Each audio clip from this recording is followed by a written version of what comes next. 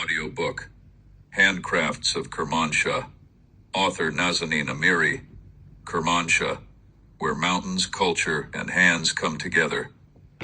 It was a misty morning when the train passed through the lush plains and majestic mountains of the Zagros, and for the first time, I laid eyes on Kermanshah. The cool mountain air, the scent of damp earth, and the distant melody of the tambour all embraced me at once. Before me was a city alive not only in history, but in the skilled hands of its artisans.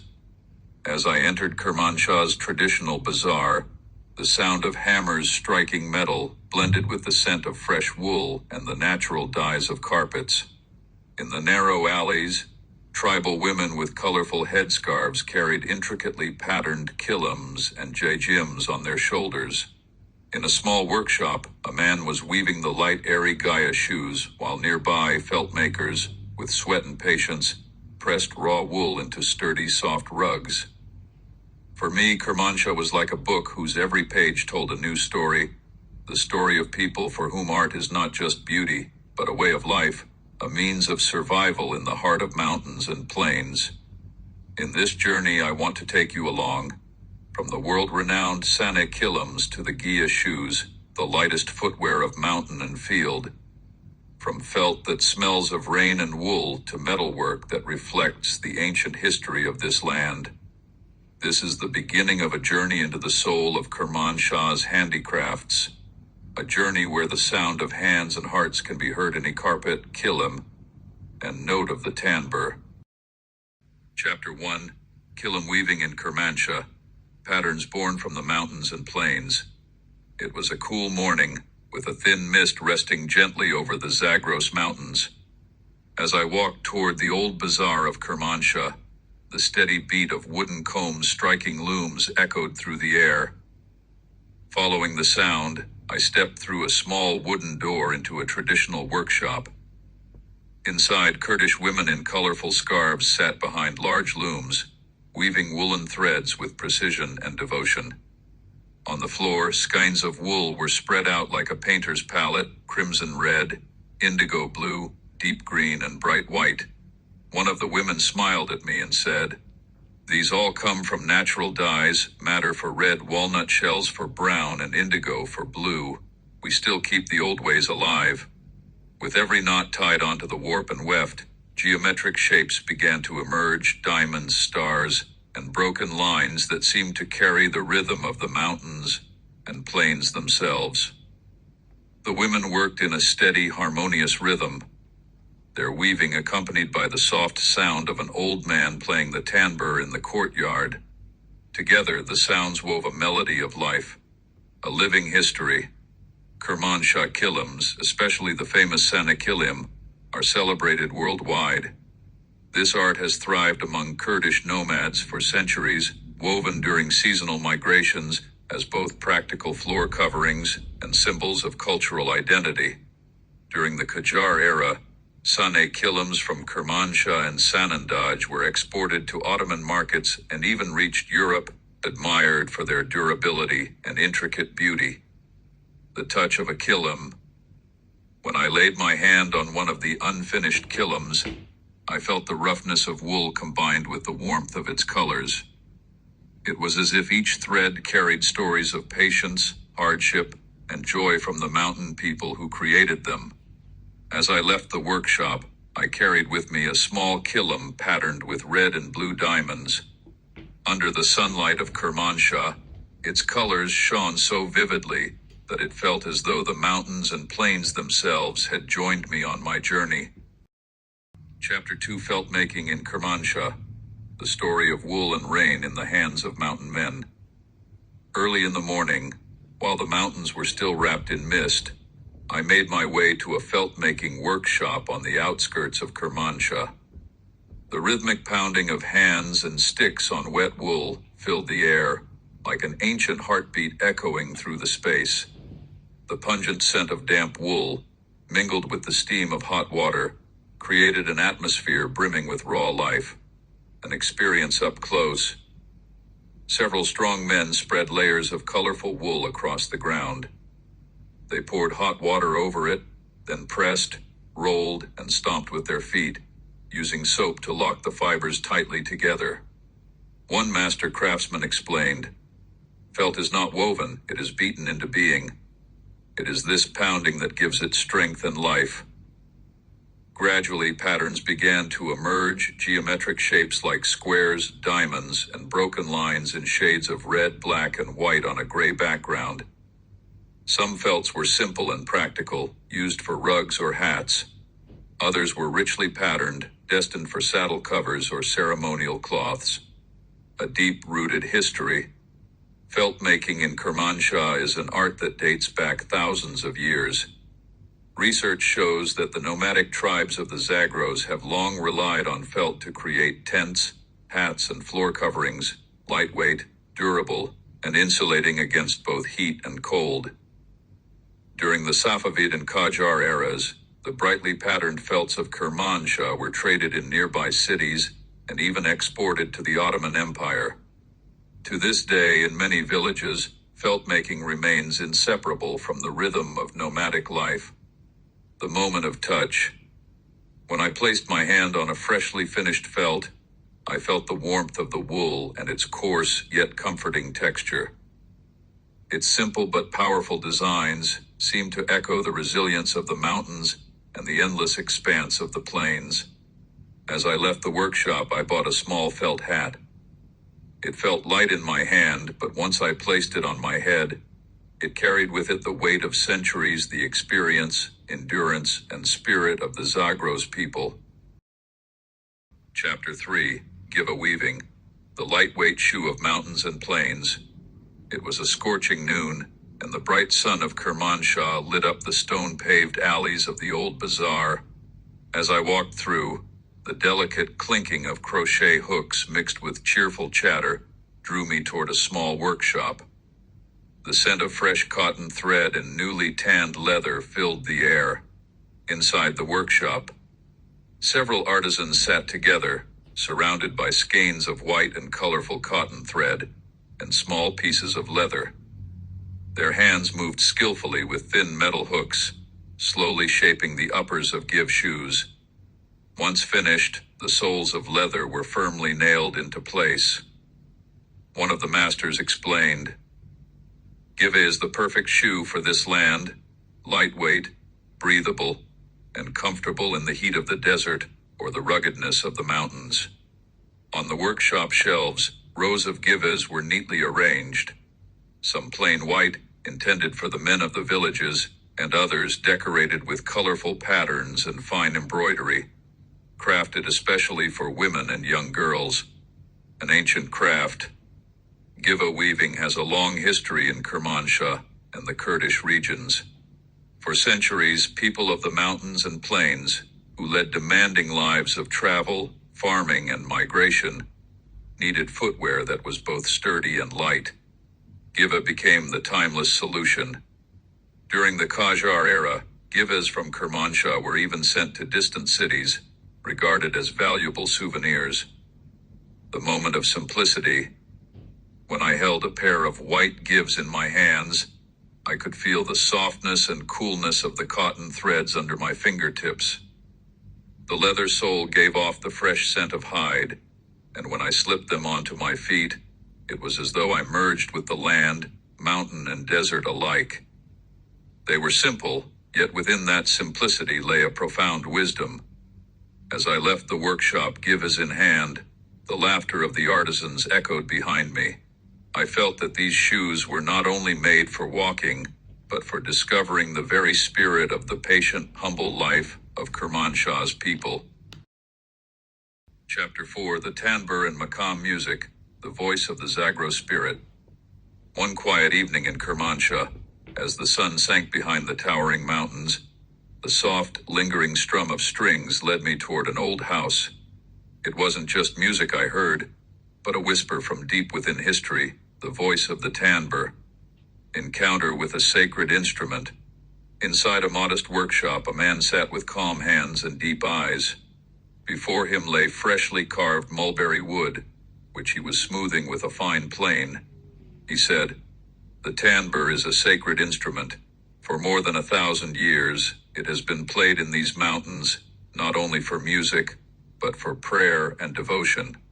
The body of the tanbur is usually made from mulberry or walnut wood. Its long neck and pear-shaped bowl create a resonant tone. When the strings are plucked, they produce a clear, vibrant sound, like the wind echoing through the mountains. Maqam music of Kermanshah. The tanbur is not merely an instrument, it is the heart of maqam music in Kermanshah. This tradition has been passed down orally from master to apprentice for centuries. Each maqam, such as Sahari, Haqqani, and Sarukani, tells a story of the lives, beliefs, and spirit of the Zagros people. This music is deeply tied to the Yarsan faith, and it is still performed in religious gatherings and in the intimacy of khanakas, a living experience. The master lifted a half-finished tanbur, tuned its strings, and gently plucked. The sound filled the room, washing over me like the flow of a calm river. In that moment, I felt that history, nature, and faith had merged into a single voice. An unforgettable moment. When I stepped out of the house, the melody still lingered in my ears. The mountain sky was painted with the colors of sunset, and I finally understood why the people of Kermanshah say, "The tanbur is not just an instrument, it is the voice of the soul." Chapter 5, The Daf and Daf Making, the spiritual sound of mountain and desert. It was a misty morning in Kermanshah. A cool breeze drifted down from the Zagros Mountains, carrying with it the scent of damp earth through the narrow alleys. From a distance, I heard a familiar sound, steady yet passionate, something between a heartbeat and the whisper of the wind. Following it, I found myself in front of a small workshop with a sign that read, "Traditional Instrument Making." Entering the workshop, inside the walls were covered with large and small frames, dafs with white, brown, and even patterned skins. The air was filled with the scent of fresh wood and natural hide. The craftsman, a middle-aged man with bright eyes, held a wooden frame in his hands, carefully carving small holes along its edge. Smiling, he said, "The daf is not just an instrument, it is a language, a way of speaking to God." The process of making a daf. He explained that making a daf involves many stages. The wooden frame is usually made from mulberry or walnut, both strong yet flexible. Around the frame, small holes are drilled to hold fine metal rings or chains that give the daf its bright, jingling resonance. The surface is then covered with natural skin, often goat or fish hide, stretched tightly and fixed with small nails. When he picked up one of the finished dafs and struck it with his hand, a deep trembling sound filled the room, a sound that seemed to sink into one's soul, stirring both peace and ecstasy. The history and spirituality of the daf. In Kermanshah, the daf is more than an instrument. It is an essential part of Yarsan mystic rituals and Kurdish maqam music. In khanakas and during ceremonies of remembrance, its rhythm lifts the spirit of the gathering. The daf has a history that stretches back over 1,000 years, from small hand drums, carved in ancient reliefs, to the powerful instruments played today in both Persian and global music. Touching a living heritage. When I held one of the freshly crafted dafs in my hands, it felt as though I was touching a circle of history and spirituality. Its sound, simple yet profound, was like the echo of mountains across the plain. I asked the master why he still carried on this art. He replied, "Because the daf is the heartbeat of our people. If the daf falls silent, a part of this land's identity will fall silent too. A bridge between earth and spirit." As I stepped out of the workshop, a small daf rested in my hands. The morning sunlight glowed on its white skin, and I knew this instrument was not just a souvenir. It was a bridge connecting mountain, desert, and the soul of Kermanshah's people. Chapter 6, Muj weaving, leatherwork, metal engraving, and Kurdish jewelry. 4 stories from one land. Another morning in Kermanshah. The old bazaar was alive with sound and color. The pounding of hammers, the smell of fresh leather, the gleam of metal, and the shimmer of colorful threads all blended together. Every corner of the market seemed to tell a new story of the people's art, Muj weaving colorful patterns in daily life. In one of the old workshops, tall wooden looms and brightly dyed woolen threads caught my eye. The master weaver, with steady movements, intertwined the warps and wefts, forming a fabric with bold checks and stripes. These textiles, called muj, resemble jejim but are heavier. In the past, they were used as blankets, bedding wraps, coverlets, and even curtains. The strong colors, red, blue, green, and black, symbolize both the joy and resilience of the mountain people of Zagros. Leatherwork, strength and beauty from natural hide. Further along, the warm scent of fresh leather filled the air. In a leather shop, a craftsman was cutting and stitching a handbag. Pieces of brown and honey-colored leather were spread across the table, and thick waxed threads gleamed as he worked. Leathercraft in Kermanshah has a long history, from old horse saddles to traditional shoes and belts. Today, handmade bags, notebook covers, belts, and even bracelets are popular, especially among younger generations. Metal engraving, the hammer's song on copper. The delicate tapping of hammers drew me into a metal engraving workshop. The artisan had fixed a copper vessel onto tar, and with fine chisels, carved floral motifs, arabesques, and even Shahnameh battle scenes into the surface. Metal engraving in Kermanshah dates back centuries, its roots seen in the ancient bronze artifacts of Lorestan. The craft is still alive today, producing both practical items and decorative masterpieces treasured in homes and museums alike. Traditional Kurdish jewelry, adornment, and identity. In another corner of the bazaar, brightly lit displays sparkled with necklaces, earrings, and silver belts. Traditional Kurdish jewelry is more than adornment. It is a marker of identity and social status for Kurdish women. Patterns of arabesques and flowers, sometimes inscribed with delicate calligraphy, decorate the silver. Carnelian, turquoise, and jade gems shimmer within these pieces. When I held one silver necklace, its deep red carnelian stone glowed like a flame within cold metal, the link between four arts. In a single day, I wandered through waves of color, soft leathers, engraved metals, and dazzling jewels. Each represented a part of Kermanshah's life, from the simple blanket of a nomad to the treasured adornment of a Kurdish bride. Together, they revealed how this land transforms the harshness of mountain and desert into beauty and splendor. Chapter 7: Journey into the towns around Kermanshah, Colors and Stories. My journey continued beyond the city of Kermanshah into the surrounding mountains and plains. Each town and village was like a separate chapter in the province's book of handicrafts, filled with its own patterns and stories. Pava, land of Horoman and authentic weaving.